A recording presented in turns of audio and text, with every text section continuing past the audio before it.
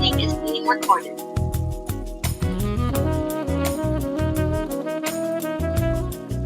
Hello and welcome to the annual Phi Alpha Theta History Honor Society Induction Ceremony.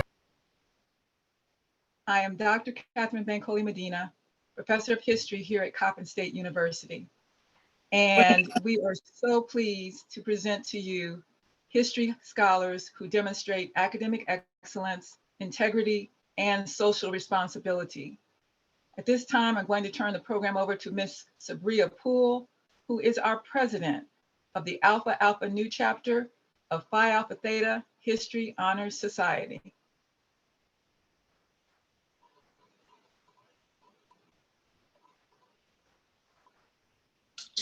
Good morning, everyone. My name is Sabria Poole. Good afternoon, I'm sorry. I'm Sabria Poole. I'm a graduating senior and president of the Alpha Alpha Nu chapter of Phi Alpha Theta History Honor Society. First, I would like to congratulate all of the 2022 inductees, and an invitation to Phi Alpha Theta requires academic vigor, and clearly all of you have met the call for academic excellence. Phi Alpha Theta is an honor society for undergraduate and graduate students and professors of history. The society has over 400,000 members, with some 9,000 new members joining each year in 970 chapters nationwide. Phi Alpha Theta was established on March 17, 1921 at the University of Arkansas by Professor Nels Clevin. Clevin had become convinced in his time at the university that a fraternity of scholars that would accept both men and women was important for the study of history. He invited students to a meeting to form the society, then called the University Historical Society on March 14th, and the society was officially recognized on the 17th. In April, the decision was made for the society to be known by the Greek letters Phi Alpha Theta. The Alpha Alpha Nu chapter of Phi Alpha Theta was established at Coppin State University on September 24, 1982. Our chapter abides by the mission of Phi Alpha Theta to promote the study of history through encouragement of research, good teaching, publication, and the exchange of learning and ideas among historians. At Coppin State University, Phi Alpha Theta brings students and teachers together for intellectual and social exchanges, which promote and assist historical research and publication. Throughout the COVID-19 pandemic, we have continued to press forward with the Historical Mind lecture series.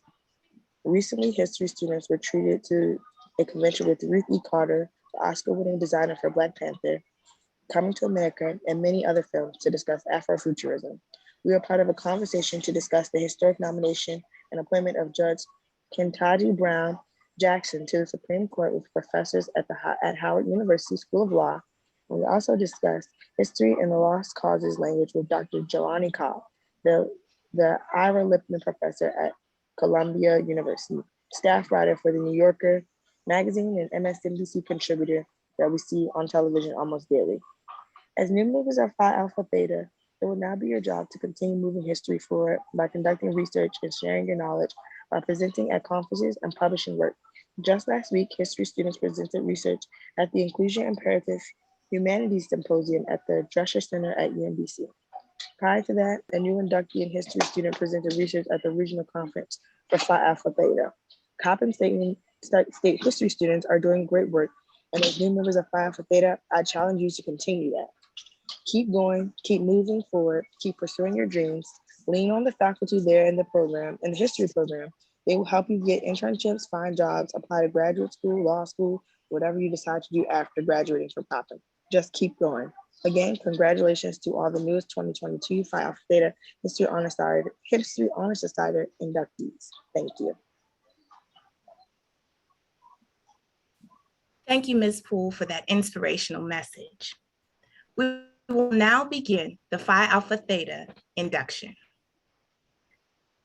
Since you as students of human thought and action have expressed a desire to continue upon the high paths of history, and since your predecessors have found you worthy to share such privileges, it is with pleasure that we initiate you into the Alpha Alpha Nu chapter of Phi Alpha Theta, a society dedicated to the service of history. The study of history, the study of the past may be divided into 6 great ages. Of these, 4 have disappeared, having left everlasting impressions on civilizations. The fifth age is the present, while the last, the future, lies ahead to be known and judged by generations yet unborn.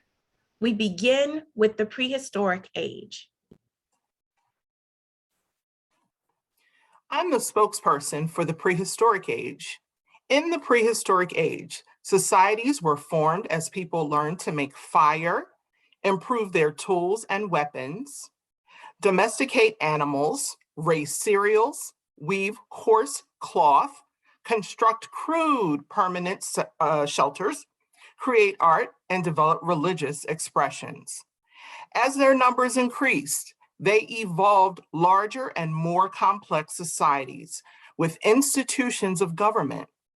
With the introduction of agriculture and the commencement of trade, people created a system of enduring human relationships. When at last they learned to record their deeds and desires in writing, they passed from the prehistoric to the ancient age.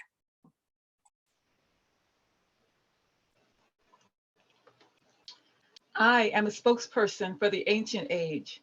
In the ancient age, early world societies built cities and created powerful states and empires, which were sustained by our relationship to the natural environment and for a more cohesive society. With steadily increasing religious, political, and economic specialization, social strata appeared. Through reason and speculation, the conceptual realms of religion, ethics, philosophy, and science further developed. In the teachings of philosophers and prophets, individuals learned to understand and to transcend the inequities of life and to perceive the order permeating the universe. In the latter centuries of the ancient age, the great empires of the world experienced political, social, and economic decline in the face of numerous challenges. With the collapse of the waning of societies, the ancient world passed away.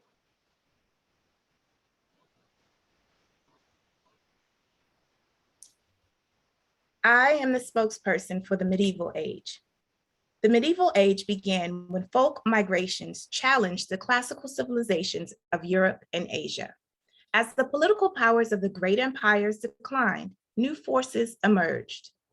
The great religions of Christianity, Islam, Buddhism, and Confucianism spread beyond the lands of their birth to bring the majority of the inhabitants of Earth into an understanding of the essentially ethical nature of human life. A new dynamism was evident, which heralded the coming of the early modern age.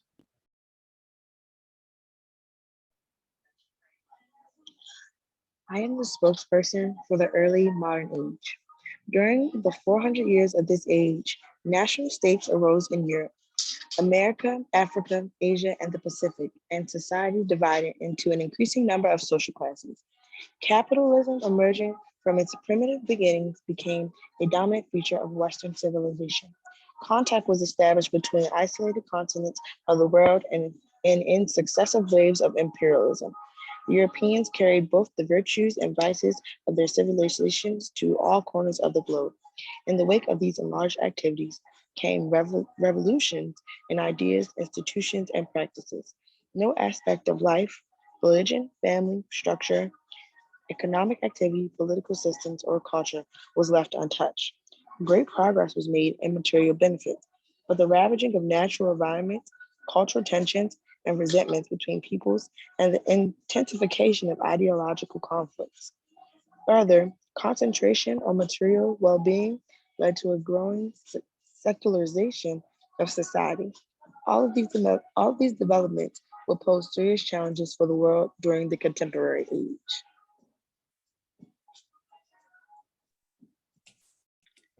I am the spokesperson for the contemporary age. At the beginning of the contemporary age, it seemed that the ideals of democracy would soon be achieved throughout the world and that the horrors of war, which had haunted humanity since the beginning of recorded time, would soon be ended forever by an era of perpetual peace and international cooperation. These hopes were dashed by 2 world wars and numerous small conflicts, which resulted in an untold misery and serious economic and social dislocations. The development of the Cold War, the end of the colonialism, and the emergence of the Third World brought an ever-increasing complexity of internal and international relations. All of this tended to promote pessimism, and widespread unrest. Nevertheless, the contemporary age has been rich in spiritual values and has had a great thirst for reform and civil rights. The Berlin Wall has been torn down, communism compromised in many places, and the Cold War brought to an abrupt end. People have practiced humanitarianism on a scale greater than anything known in any other era. And the horizons of human understanding and learning have been widened immeasurably. Globally, great problems still remain: bitter ethnic feuds, new outbreaks of racism, continuing concerns about sexual discrimination, barbaric violations of human rights, more devastating machines of war, ecological challenges of the greatest magnitude, and the dehumanizing effects of certain modern technologies. In the midst of these tensions, the historian believes that individuals and nations may approach nearer to the ideal of harmonizing responsibility with freedom through the study of the human experience of the past, which will afford content and wisdom for our lives in the future age.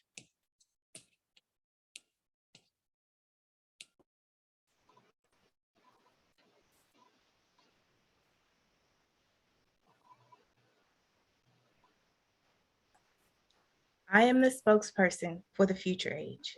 You have now passed through 5 ages of the past, and where the path leads in the future, no one can predict. The pessimist may be right. Tensions among nations and power blocks, backed by new material and technological advances to bring about the destruction of civilized society. The previous ages have demonstrated that nationalism, racism, and sex discrimination are long enduring problems. Therefore, they must be monitored constantly until permanent yet unknown solutions are evolved. The pessimist sees this delayed into the distant future, but the optimist sees it as just over the horizon, where the human race may succeed in producing a civilization immeasurable, more peaceful, and finer than any the world has yet seen. An age in which may be realized the highest ideals of universal humanity. It is toward this great goal that the historian should constantly strive.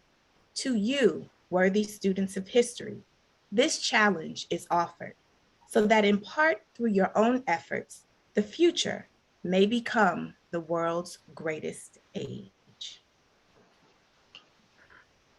Now, students, as new members, you will be expected to live up to the ideals of Phi Alpha Theta. Keeping in mind, there are 3 important forces contained in the words philia, anthropos, theos, love, humanity, and God. Among the invaluable lessons that may be learned from the study of history and the ideals of the society are the spirit of respect, which inculcates a sincere regard for the rights of each individual to freedom, the belief in community of all persons, which renders abhorrent all ideals that tend to foment natural hatreds, racial and sexual discrimination, and all forms of injustice, and the need for historians to search for truth and to accept the responsibility for making decisions in terms of their meaning for others as well as themselves. Miss Nichelle French. Nichelle French, do you accept the challenge of striving to live up to the ideals of Phi Alpha Theta? I did. Do you, Nichelle French, accept the spirit of respect, the belief in community, and the need for historians to search for truth? I did. Trinity Gray.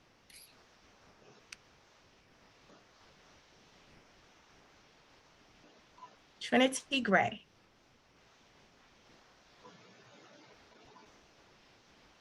Lanice Holmes.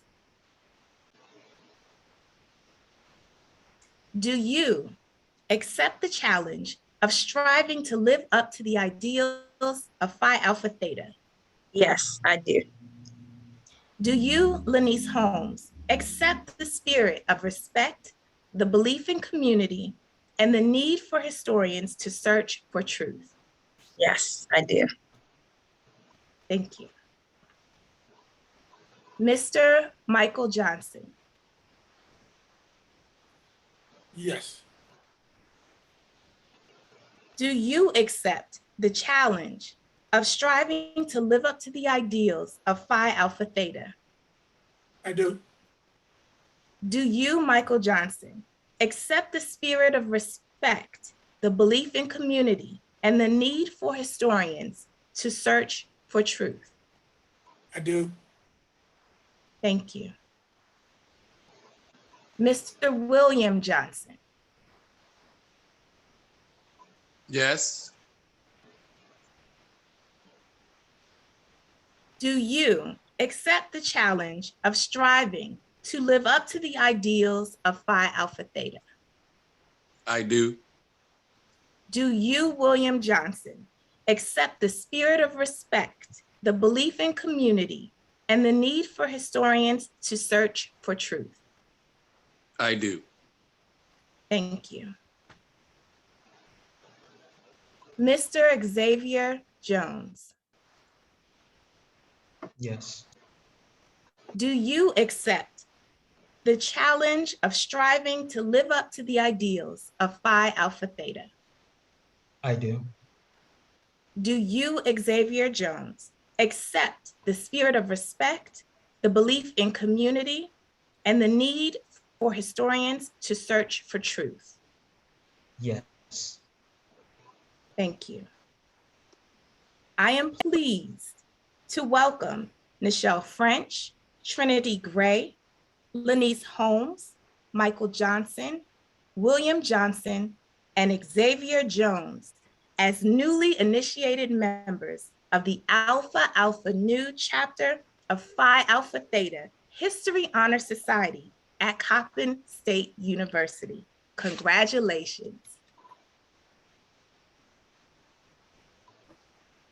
Thank you. At this time, I would like to present the Phi Alpha Theta Fannie Jackson Coppin Scholars Award. This year's Fannie Jackson Coppin Scholars Award goes to a history student who has demonstrated the ideals of Phi Alpha Theta, the spirit of respect, the belief in community, and the need for historians to search for truth.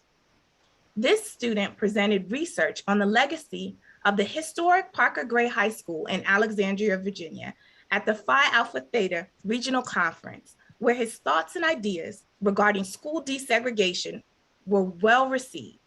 And I have fielded so many questions about who he is and how people can find his research. This year's Phi Alpha Theta Fannie Jackson Coppin Scholars Award goes to Mr. Michael Johnson, one of our newly inducted members of Phi Alpha Theta. Congratulations, Mr. Johnson. Thank you all. Thank you. Great job, Mike. Great job, buddy. Mr. Johnson will receive a special Phi Alpha Theta Scholars Key with his award. Also, each new inductee of Phi Alpha Theta will receive their membership bags to Phi Alpha Theta with several special gifts from the Alpha Alpha Nu chapter. We will now have closing remarks from Dr. Taisha Dupree-Wilson, History Program Faculty at Coppin State University. Dr. Dupree-Wilson. Good afternoon, everyone. I hope everyone is feeling well and doing well today. I want to again take this opportunity to welcome our new members to Phi Alpha Theta, Nichelle French, Trinity Gray, Lanice Holmes, Michael Johnson, William Johnson, and Xavier Jones. We are honored to have you here in the history program. I also want to take this opportunity to thank Dr. Bankole Medina and Dr. Lewis Moon for the hard work that they've been putting in all year with our students, and not just teaching courses, but also nurturing the talent and growth of our students. I'm honored to call you my colleagues, and I thank you for all the hard work that you put in. So on that note, I want to again encourage you all to again, please take advantage of membership in Phi Alpha Theta. This is not just in name only, but there are tons and tons of benefits and resources that you can tap into as members of Phi Alpha Theta.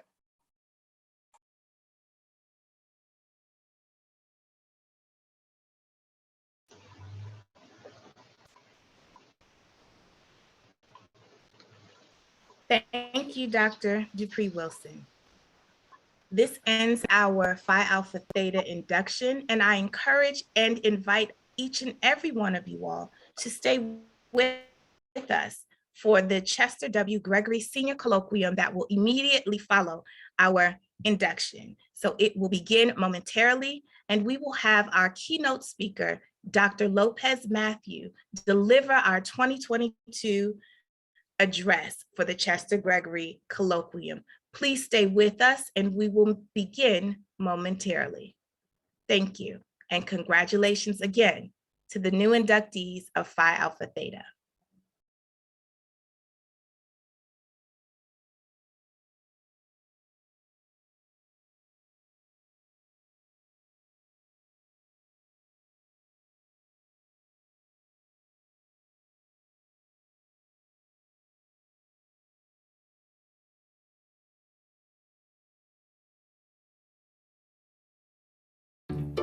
The world is full of make or break moments.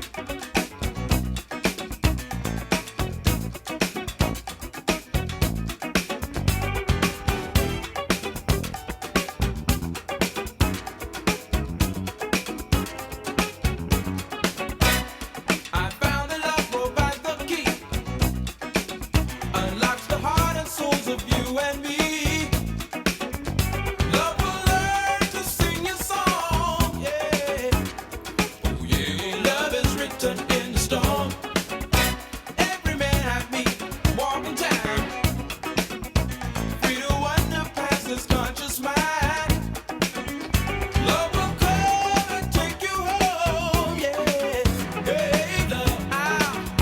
in stone. Do you believe, my friend, in what you claim?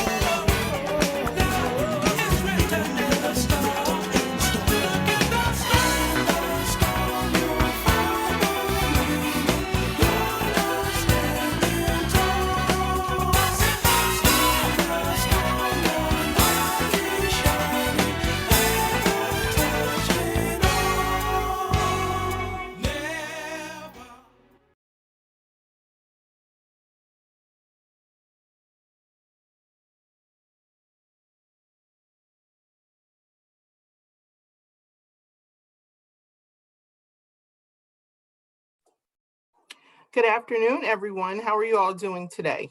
I hope everyone is doing well and feeling well. We are so excited about today's program. I want to take this opportunity to welcome each and every one of you to the 14th Annual Chester W. Gregory Sr. Colloquium. And we are in for an amazing speaker today, Dr. Lopez Matthews, who is not only a product of Coppin State University, but he is an outstanding professor and state archivist and public records administrator for the District of Columbia. So at this time, we are going to have the statement of the occasion by Dr. Catherine Bankole Medina. Thank you so much, Dr. Dupree Wilson, for your welcome. This occasion is so very important as we remember and celebrate the life and legacy of Dr. Chester W. Gregory Sr. You know, he was an incredible historian and trailblazing scholar who served Coppin State University and other institutions for many, many years. We also honor Dr. Gregory by featuring important members of our academic community, such as Dr. Diala Ogamba, who is our distinguished chair of the Department of Humanities, Dr. Larry Martin, who is chair emeritus of the Colloquium and professor emeritus of history. And of course, as was mentioned, Dr. Lopez Matthews, who is state archivist and public records administrator and historian for the District of Columbia. So, as I close, I have to say this. This program would not be possible except for two people, Dr. Abena Lewis-Moon and Mrs. Karen Turner.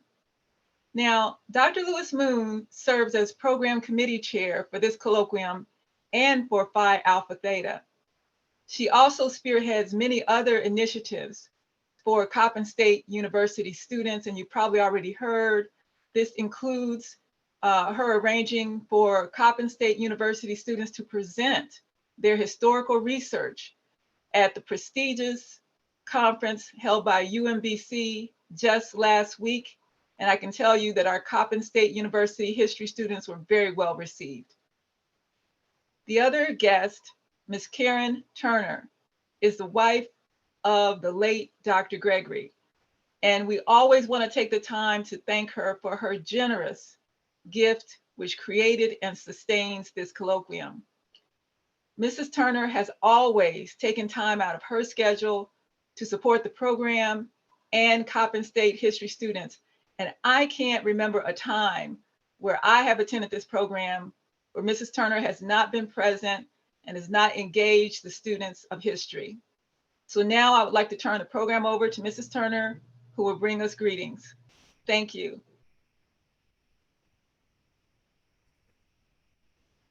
Thank you, Dr. Bankole Medina. I just got off the phone with Mrs. Turner, and this will be the first year in many, many years that we will not be able to have her with us here. Ms. Turner is currently continuing her philanthropic efforts, and she is at this second distributing food to those that are food insecure. And unfortunately, she's in a place that's very noisy, and she did not want to bring that environment into our colloquium. So even though she is listening, she won't be able to bring greetings today. So I will convey her thoughts and well wishes to Dr. Lopez Matthews. And I will also convey her support for the history program at Coppin State University.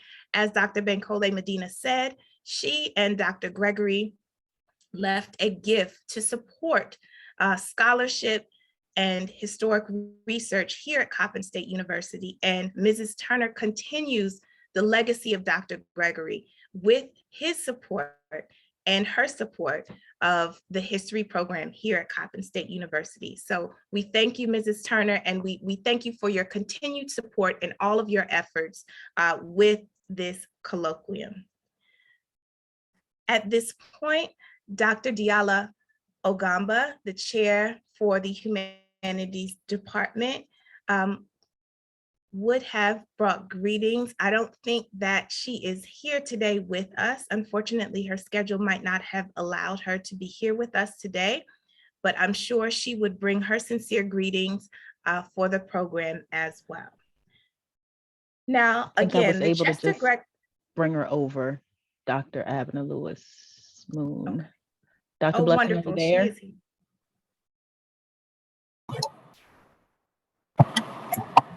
Dr. Blessing? Yes. Can you hear me? Yes. Okay.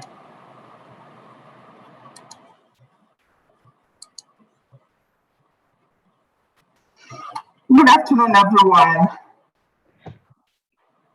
Got to uncover your camera for us, Dr. Blessing.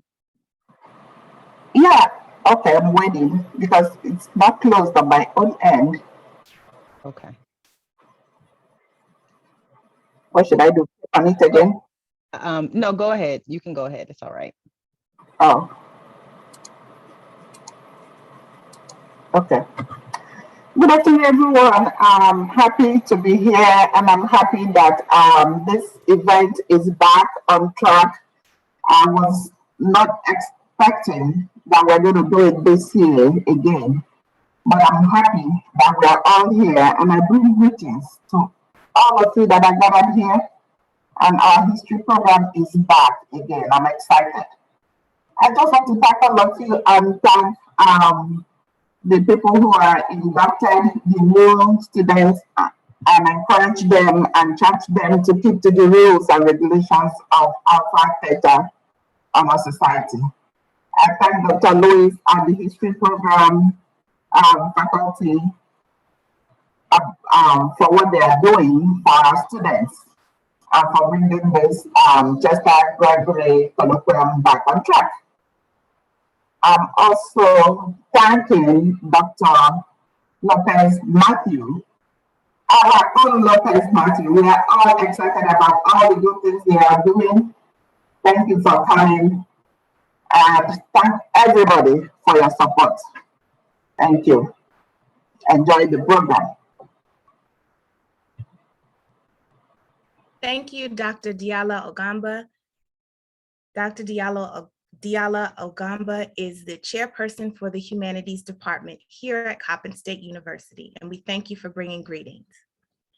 The Chester W. Gregory Sr. Colloquium recognizes the scholarly research and commitment to academic excellence on behalf of Dr. Gregory in recognition of his generosity to establish an endowment to provide and promote scholarly historical studies and activities for history majors. This colloquium lecture acknowledges that legacy. Dr. Larry Martin served as chair and now chair emeritus of this colloquium. And although Dr. Martin retired from Coppin 5 years ago, he stands at the ready to assist and provide support for this colloquium and the history program at any point.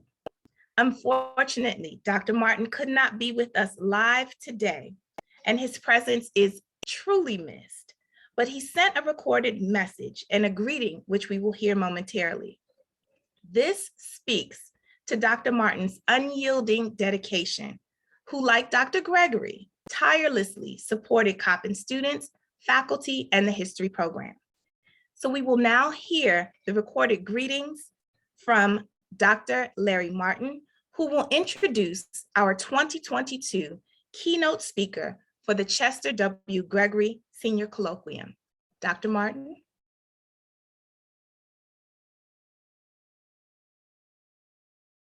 Good afternoon.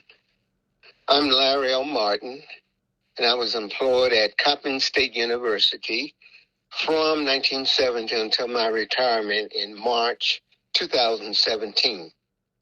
In fact, I was chairperson of the Department of History, Geography, and Global Studies when the Dr. Chester W. Gregory Sr. Colloquium was established. I have the distinct honor and genuine pleasure to introduce our guest speaker for this year's program. If I might just digress momentarily. First, I want to express a sincere thank you to Dr. Abner Lewis Moon for her critical role for today's program. She's worked tirelessly to see that the colloquium is held each year. Second, I wish to thank Ms. Karen Turner who is with us today. Ms. Turner is the widow of our late Dr. Chester W. Gregory Sr. Prior to the pandemic, she was present for the colloquium activity each year. Ms. Turner, we appreciate your continuing support for the colloquium with your presence. We likewise appreciate your financial support. We thank you. Our speaker for today's event is Dr. Lopez Matthews Jr. The colloquium was established as an initiative that recognized the scholarly research and commitment to academic excellence on behalf of Dr. Gregory. Each year in the past, we've had a distinguished academician as speaker. Our speaker for today is a most distinguished scholar and in keeping with that tradition of academic excellence. Dr. Matthews is a Baltimore native who attended Coppin State University as an undergraduate student where he earned a BA in history in 2004.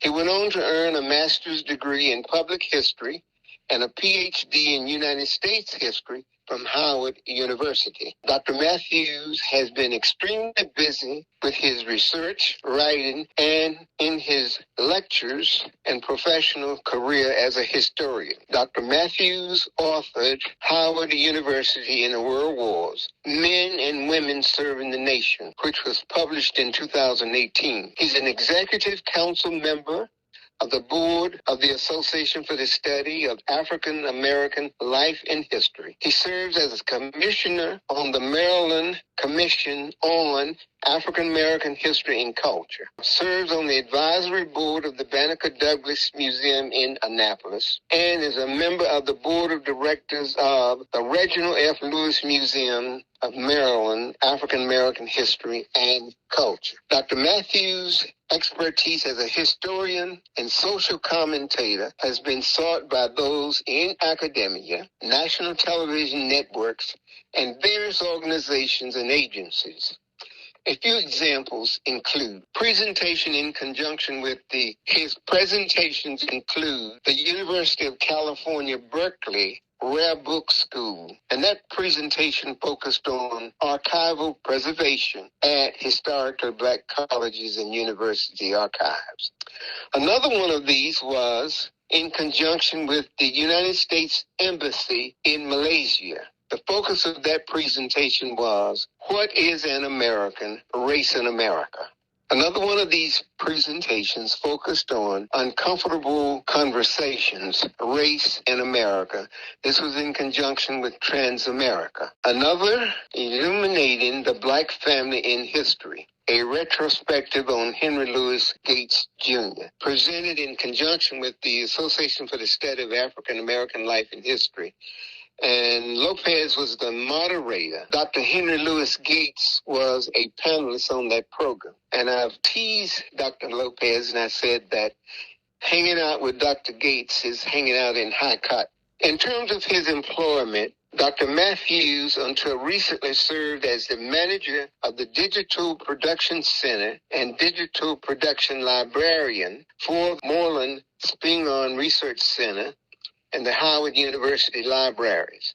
On March 23, 2022, the Office of the Secretary of the District of Columbia announced the selection of the new State Archives Administrator. And of course, that was Dr. Lopez Matthews. Dr. Matthews is the second African-American archivist in the position and is currently the only African-American state archivist in the U.S. May I present to you a gentleman and a scholar, Dr. Matthews, who is the State Archivist and Public Records Administrator for the District of Columbia, and whose accomplishments reflect positively on himself, the Department of History, Geography, Global Studies, and Coppin State University. May I present to you Dr. Matthews.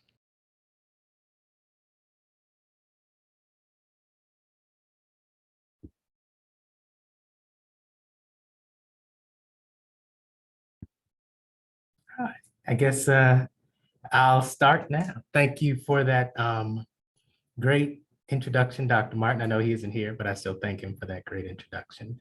He likes to make his jokes, and that's one thing that I remember from Coppin. And he was my mentor at Coppin from my first semester there. And I feel like I'm turning into him if you've taken my class and you've heard jokes where I laugh at myself. That comes from Dr. Martin's influence. So I really appreciate the entire Department of History at Coppin, or Humanities Department now at Coppin. They've been extremely supportive of me throughout my entire time. I always say that I would not be where I am today if it were not for the Department of History at Coppin State University.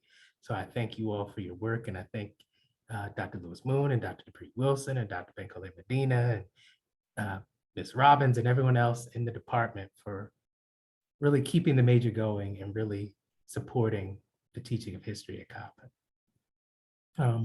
I will start my presentation today with, and here we go, a topic that I always find interesting, talking about how race affects culture in the United States. And the topic of my talk today is the art of double consciousness. And that is something that has been a part of the African-American experience since the first Africans were brought to America in the British colonies in 1619. And you have to qualify that. 1619 was when the first Africans came to the British colonies.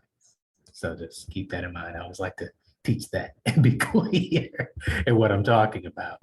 And remember, I make myself laugh. So if I laugh and you don't find it funny, just roll with me. The quote you see on this first slide is, "It is a peculiar sensation, this double consciousness, this sense of always looking at oneself through the eyes of others, of measuring one's soul by the tape of a world that looks on in amused contempt and pity." And this truly has been the experience of African Americans in the United States.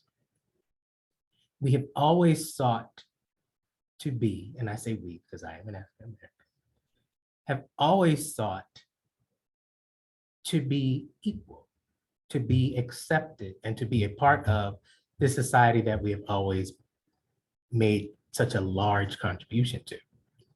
However, we have always had to try to contort ourselves to fit into what is expected of us, even if it's not expected of us. The quote on the first slide comes to us from W.E.B. Du Bois. He was educated at Fisk University, but then he also got a PhD. He was the first African-American to earn a PhD from Harvard University.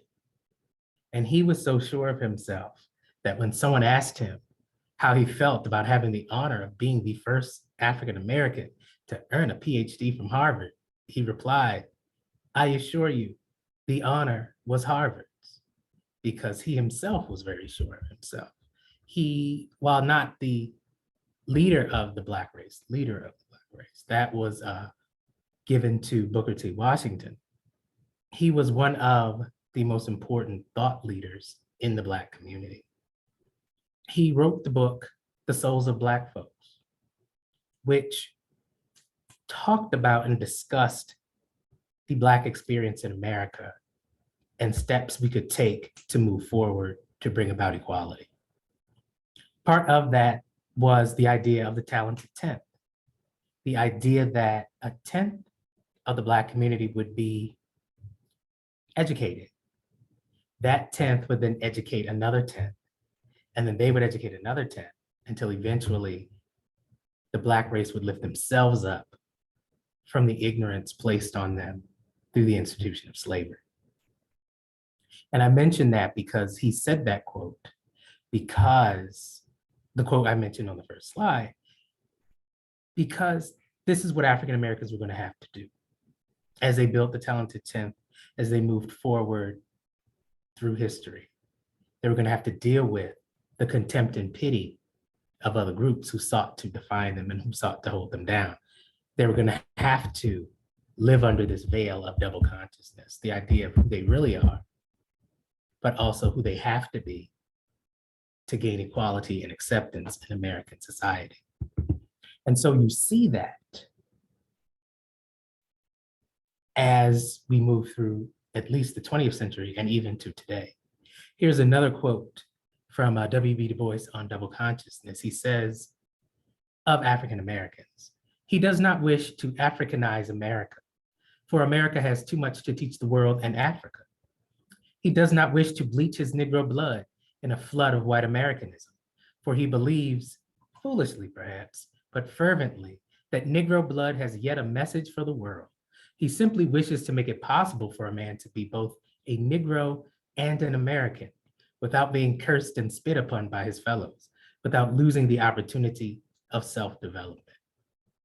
And so in this statement, he truly epitomizes the goal of African Americans.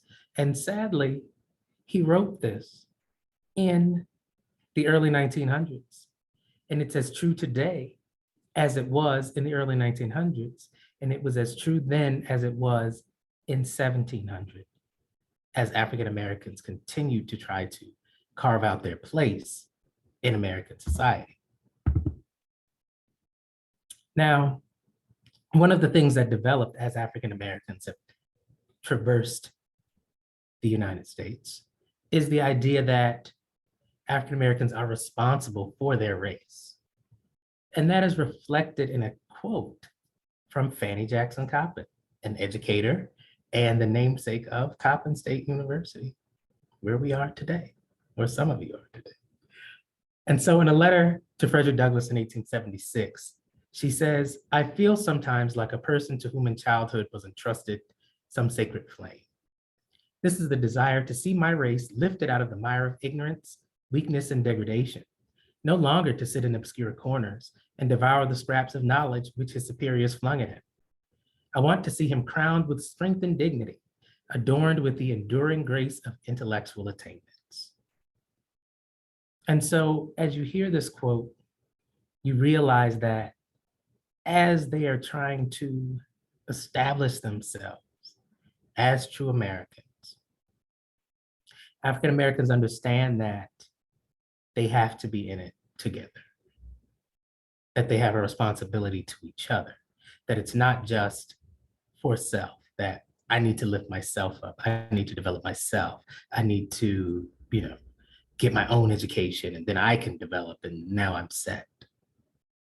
Part of the double consciousness of Blackness is you don't have the luxury of being selfish, or at least you generally don't feel like you have the luxury of being selfish. You have a responsibility to your fellow man, and that's reflected in the club women's movement of this era. Josephine St. Pierre Ruffin was the first president and leader of the New Era Club. It was a group of African American women who sought to develop themselves personally, and then take that work that they did for themselves and share it with other Black women. So they were a mutual aid club that supported each other and then reached out to support others. When you had a number of these clubs developed around the country, they came together in the National Association of Colored Women's Clubs. And they adopted the motto of lifting as we climb. And with this motto, they said, as we develop ourselves, we are going to reach back and lift up other Black women, because they still maintained and they still had that idea of responsibility that you saw with Fannie Jackson Coppin. Another example is the Phyllis Wheatley clubs. A number of young Black women were traveling to cities throughout the country because that was the only place they could find jobs. And with those jobs, they were able to support their families. Unfortunately, because they were often traveled alone, they had no protection. And so Black women created the Phyllis Wheatley clubs to support these young women coming to these cities so that they could not be open to assault and open to attack. A great example of this is Jane Edna Hunter, who created the Phyllis Wheatley Association, where they sought to protect young African-American women traveling to cities. Part of this movement was also the idea of pushing for the recognition of Black women, as embodied in Anna Julia Cooper, who was a Black feminist of the early 1900s. She even founded her own university, Frelinghuysen University. She wrote about her experience, and she was a fervent advocate for the recognition of Black women as women. Racism, as it was in America, often refused to accept the idea that Black women were women and that they should be respected as women and treated as women. And so women like Anna Julia Cooper pushed that message and kept that message at the forefront. Another area in which African Americans experienced the double consciousness was their participation in the US Armed Forces. And this question of what it means to be Black in America, what it means to be an American, and that double consciousness comes in every time there is a war. African Americans fought in the American Revolution. They fought in the War of 1812. They fought in the Civil War. They fought in the Mexican-American War. They fought in the Filipino-American War. And yet the question always arose, why? As the most mistreated group in America, why would they serve? Why would they give of themselves and put themselves at risk for a country that did not give them equal rights? And for many of them, they said that this was their country too. Their ancestors built this country, and it was their right to fight for the United States. And so they participated, and they participated valiantly. You saw that in every war, even though their valor, even though their courage, even though their knowledge was questioned at every turn, they, through their actions, proved people wrong. You had, and even with those actions, you still had segregation in the military officially up until 1949. And despite this, you had African Americans still willing to fight, still willing to put themselves on the line. After 1950, African Americans continued to join the military, but of course still had the same questions because African Americans still had not achieved, in many ways still are trying to achieve, full citizenship in America. And so they continued to fight, continued to behave in a way of seen as respectable in the military because they understand that they represent Blackness. Another place, and you may not think of this, and I'm moving kind of quickly, so I might slow down a little bit, but the Civil Rights Movement, you saw this you saw this double consciousness reveal itself in the Civil Rights Movement because they had to contend with the idea of respectability. You see how well dressed the people are in this photo from the Montgomery bus boycott. Those fighting for civil rights understood that they had to be better than everyone else. They had to behave better than everyone else. When they were being attacked, they could not fight back directly because they would be seen as the aggressor, even though they were the ones being attacked. Oh, look at those unruly animals acting crazy. Wow, we can't give them their rights. Look at how they're behaving. And so they developed nonviolent protest. They developed direct action that was nonviolent to stop people using their violence against them as a weapon, using their response to violence as a weapon. So you have sit-ins, you have boycotts, you have marches, because that's the respectable way to protest. You also, sadly, have to have the right kind of victim. If you're going to go to court and convince a court to agree that something's wrong, especially if there's a jury, and an all-white jury, which was often the case, you had to have a defendant that could be related to by whites. And that's just what it was. And so part of their strategy, the NAACP looked for people who were the right kind of victim, who had the right reputation, who did not have priors on their record, who could be held up as, look, they even do this to this person. That's why in the Montgomery bus boycott, you had Rosa Parks as the subject and not, and her name just left my head, Claudette Colvin. Claudette Colvin refused to give up her seat on the bus before Rosa Parks, and people knew she did, but they made a calculated decision. They said she was 14, unmarried, and pregnant. The court and the public would have torn her to shreds. And while it's, a lot of people today will say, oh, they should have done her, and they should have done this, and they should have done that.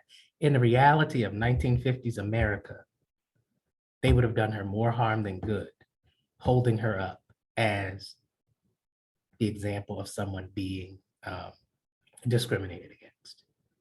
And I know it's wrong and I know it's not right, but that's the reality of the America that African Americans were living in. That's the reality of how their double consciousness worked.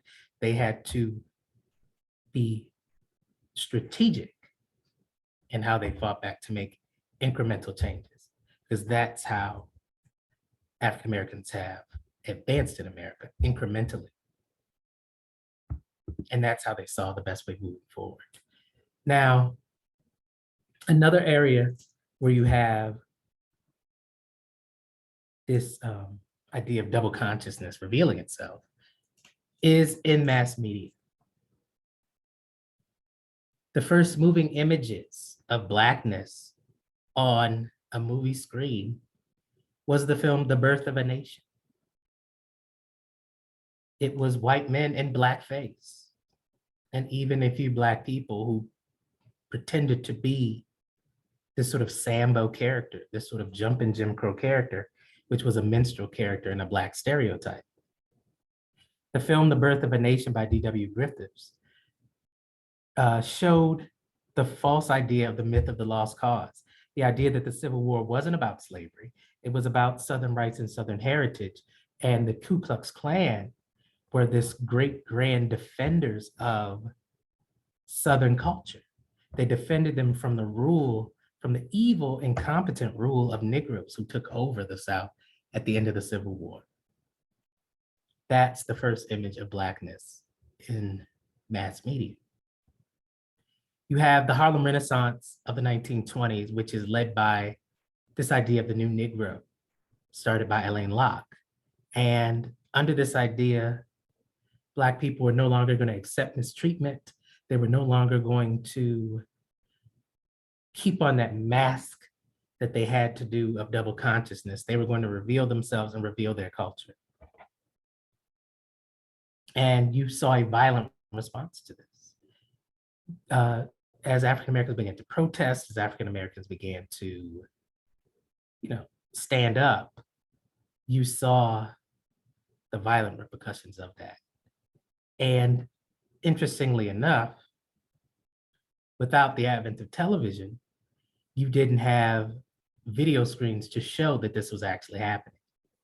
It wasn't until television became popular and the news media began to actually document in photographs and in video, and I'll talk about that again later, but it wasn't until that documentation came that you started to get real support for the civil rights movement, because people could see the violence happening to African Americans. If you can't see it, you can pretend it's not happening.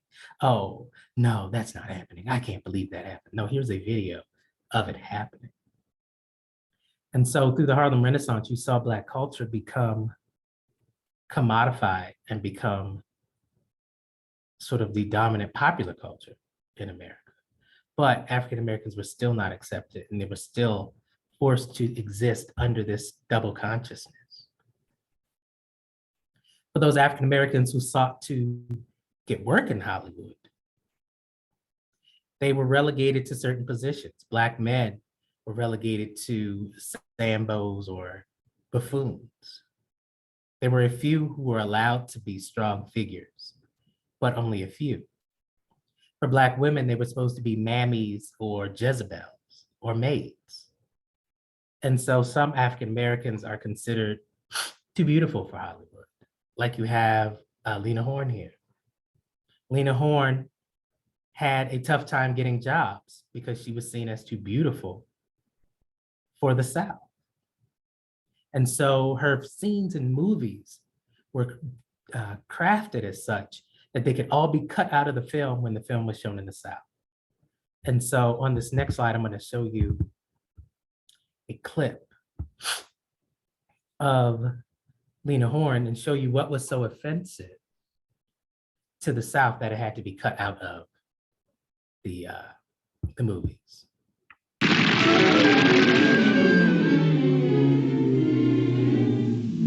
Oh, listen, sister,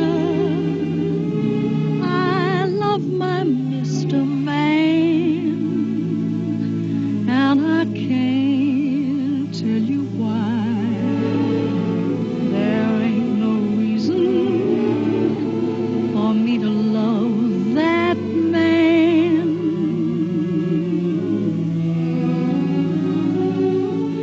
It must be something that the angels done planned.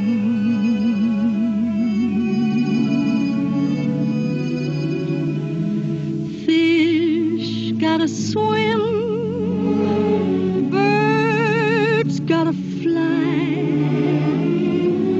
I gotta love one man till I die.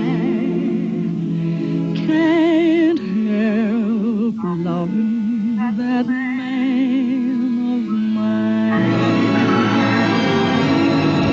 So I'll stop it there, but you see in this video, you know, she's not the stereotype of what a Black woman is supposed to look like. She doesn't look like a maid. She doesn't look like a mammy. She doesn't look like a prostitute. And so Hollywood really didn't know what to do with her. And she had such a rough time in Hollywood that she actually developed a drinking problem to deal with the ill treatment she received in Hollywood. Now I'm going to move back a slide here because as you see these images on the screen of Martin Luther King and of this young man at the Children's Crusade in Birmingham, these images are what was used to bring support to the Black cause. But see, they're also keeping alive the idea of the double consciousness. You see how well-dressed Dr. Martin Luther King is in this prison. You see how well-dressed this young man is on this photo on the right. They looked well, but they dressed well, and they looked neat and presentable so that when these photographs were taken, you couldn't say, oh, look at these thugs, look at these, you know, these bad people. No, these are well-dressed, seemingly educated people being attacked by dogs, being sprayed with water hoses. And so that garnered them support. Eventually, those who were anti-Black rights figured out that this was happening. And so they actually even began attacking the photographers who were documenting it, because they began to understand, wait a minute, this is making us look bad, and this is getting them support. Now, as you saw in my last slide, which I'm not going to slide back to, one of the things that became important as television spread, it wasn't just a tool to get support for civil rights. It was a tool that beamed a commodified version of the American experience to homes around the world. And the Jewish experience, and the Italian experience, and the Irish experience, Hollywood and television served to Americanize them. It served to assimilate them into American culture. Prior to television, prior to Hollywood, each of those groups were seen as other. They were seen as not a part of what is an American. And so for African Americans, they saw this and they said, well, you know, television and movies can be the vehicle to assimilate and Americanize us. However, America has always, and this is why we have the double consciousness, sought to put African Americans in a box to say, this is what African Americans are. And when things stray from that box, you start to have problems. For example, on this screen here, you see Diane Carroll, African American actress, one of the first African American women to have a TV show. In this show, she is a single mother of a young Black male living in California. But she lives in the suburbs. She was very well dressed. She was very well spoken. And people criticized this, saying this isn't what the Black experience is. This is in the 1970s. Her TV show, Julia, they said, did not represent what Blackness was, or at least to the white press, it did not represent what Blackness was in America. And so I just had their opposing views on a slide for you. In the Saturday Review, Robert Louis Sheehan, who was a right writer, said Julia's, quote, plush suburban setting was a far, far cry from the bitter realities of Negro life in the urban ghetto, the pit of America's explosion potential. However, in Ebony magazine, they say, as a slice of Black America, which they admitted is a part of Black America, Julia does not explode on the TV screen with the impact of a ghetto riot. It is not that kind of show. Since the networks have had a rash of shows dealing with the nation's racial problems, the lighthearted Julia provides welcome relief, if indeed relief is even acceptable in these troubled times. And so Ebony magazine understands and accepts that Julia is a representation of Black life, but they also acknowledge that society is not ready or may not want to see Black life that's not part of the urban ghetto.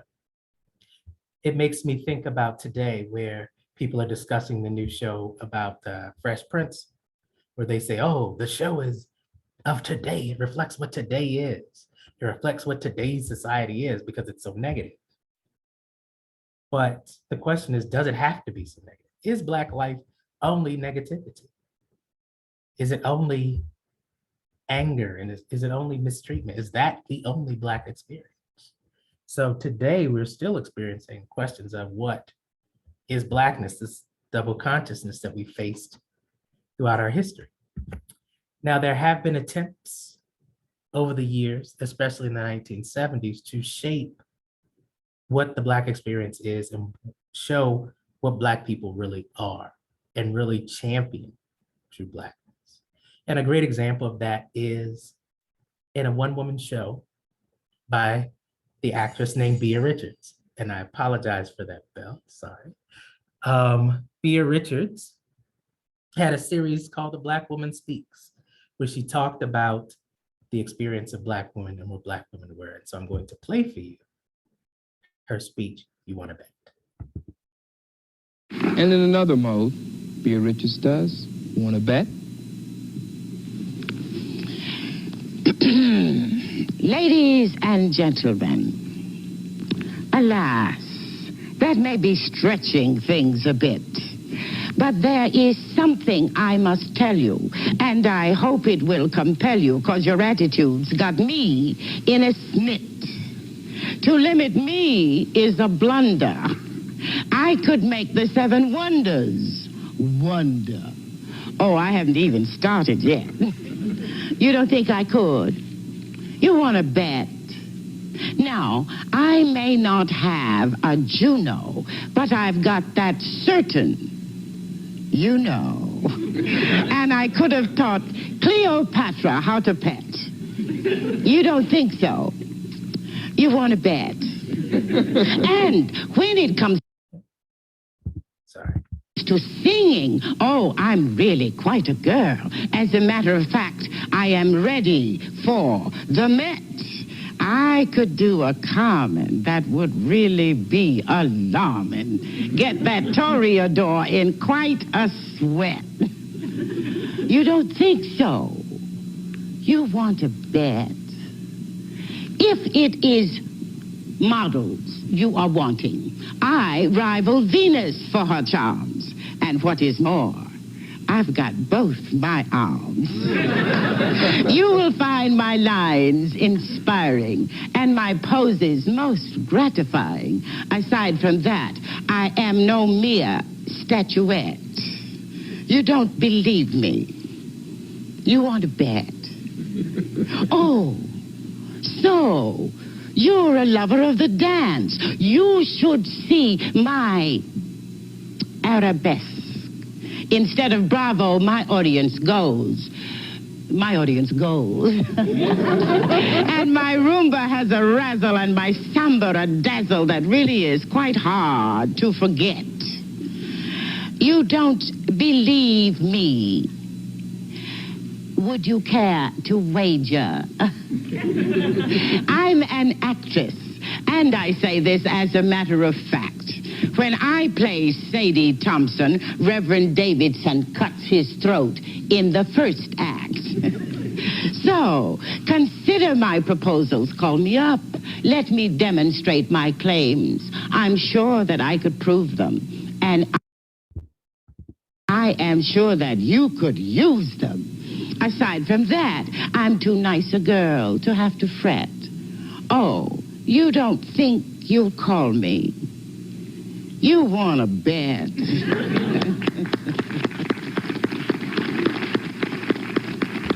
So that is Bea Richards' statement on "Wanna Bet," talking about, Black women and Black womanhood. And in another month. Try to get past this video. Thank you. Yes. So that was in the 1970s where, you have African Americans really trying to control their own image. In the 1980s, you also had Black television trying to craft the Black image.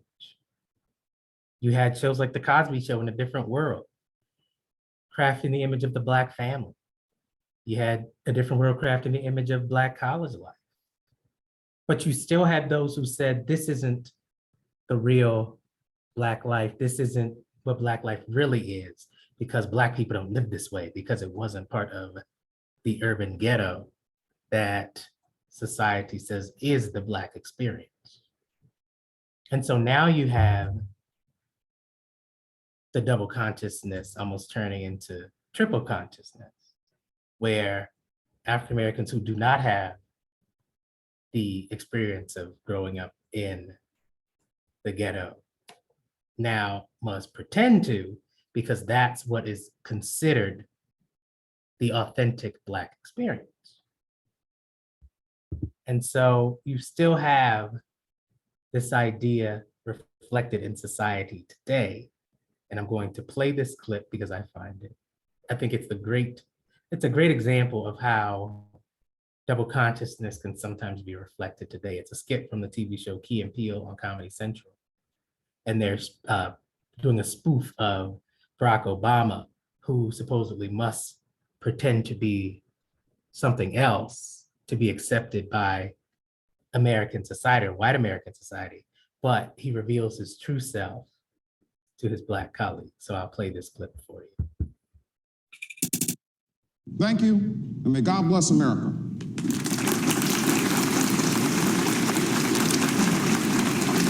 All right, just a couple introductions, we'll get you out of here. This is John O'Rourke. Nice to meet you, John. Mr. Ian Roberts. Nice to meet you. Peter Tencio. All right, nice to meet you.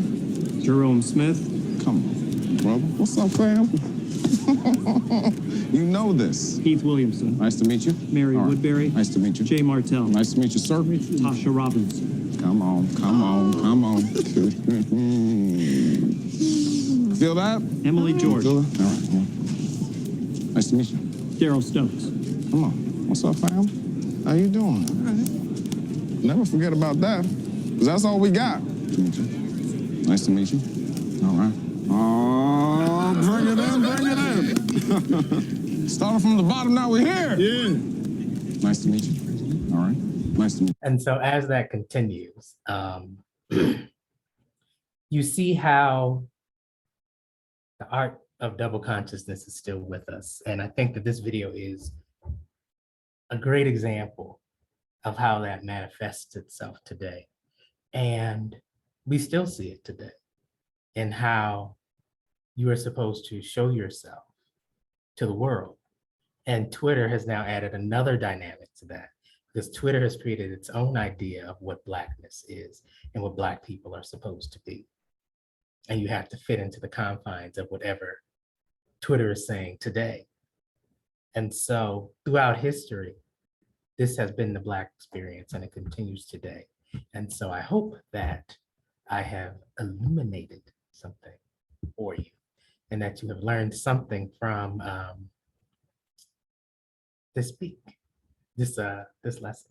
So if you have any questions, just let me know. So Dr. Lewis. Thank you very much, Dr. Matthews, for that wonderful presentation about double consciousness. At this time, we have a special presentation. I would like to present the Scholarship and Public Service Award. And we have a plaque, and I will read the plaque. The Department of Humanities Program of History, Coppin State University, presents on April 14th, 2022, to Dr. Lopez D. Matthews, Jr., the Chester W. Gregory Sr. Colloquium, Scholarship and Public Service Award. Congratulations, Dr. Matthews, and we thank you for all of the things that you have done for Coppin students and all that you continue to do for the history program. We also congratulate you in your new position as historian and state archivist for the District of Columbia in Washington, D.C. You truly epitomize the self-determination, the strength, and the dignity that you discussed during your lecture on double consciousness today. And as a son of Coppin State University, you are a shining example of what all Coppin students could be, and definitely what Coppin history students are destined to be. So thank you again, and congratulations, Dr. Matthews. Thank you so much. I truly, truly, truly appreciate that. Thank you. I tell you, it's great to be recognized by your alma mater and by people you look up to and people you respect. So I thank you so much for that. As I entered into this position, third week on the job, someone remarked to me that I'm the first state archivist for DC, but also that I'm the only Black state archivist in the country. And so I said to myself, that just means I have more work to do to help create more Black archivists so that we can have more Black state archivists in the country, because I can't be the only one. You know, it's I always walking, when I say I'm going into a room, I always say I never want to be the only one, ever want to be the only one in the room. So I'm gonna need these students who just got inducted into Phi Alpha Theta to come into the field and make Coppin proud. You know, you see I'm wearing my Coppin colors, so make us proud. I always love to see someone from Coppin doing good. The African American specialist at the National Archives is a Coppin graduate, Damani Davis. So we are out there and we're holding the banner of Coppin proud. And so we expect you all to do that as well, because you have a network of support out there to help you. You just have to reach out, stay in touch with your professors, stay in touch with your fellow students, and support each other. You know, so that's my message. I know I talked too much. Thank you, Dr. Matthews. And I'm sure all of your words have inspired those that have joined us today and many of your students that are here in the audience. We will now have a closing by Dr. Catherine Bencole Medina. Thank you.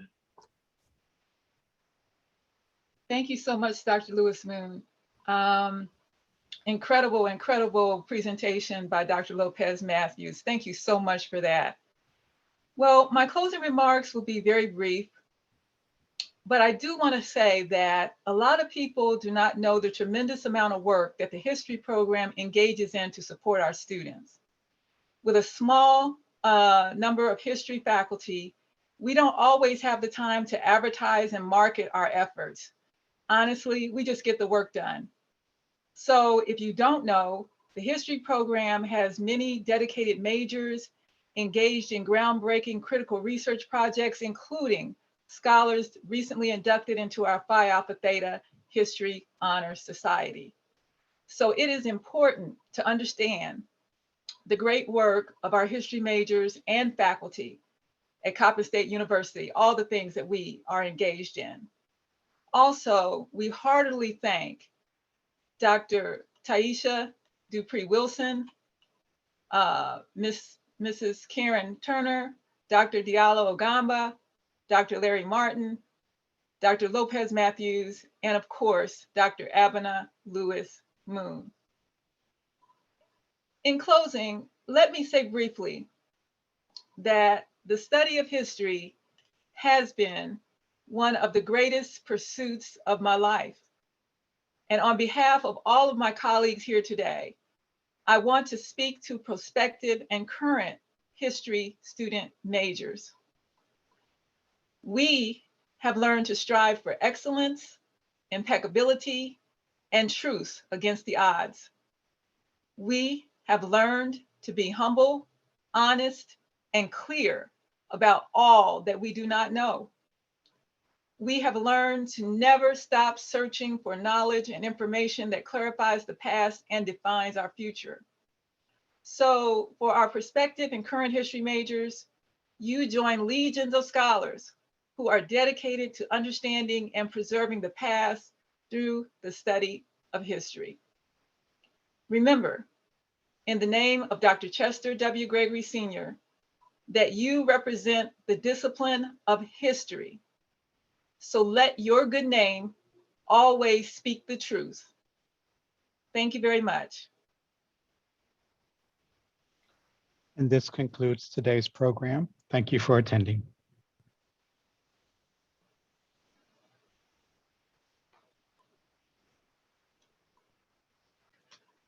Okay, we're clear, right? Not yet. We're getting ready to end it.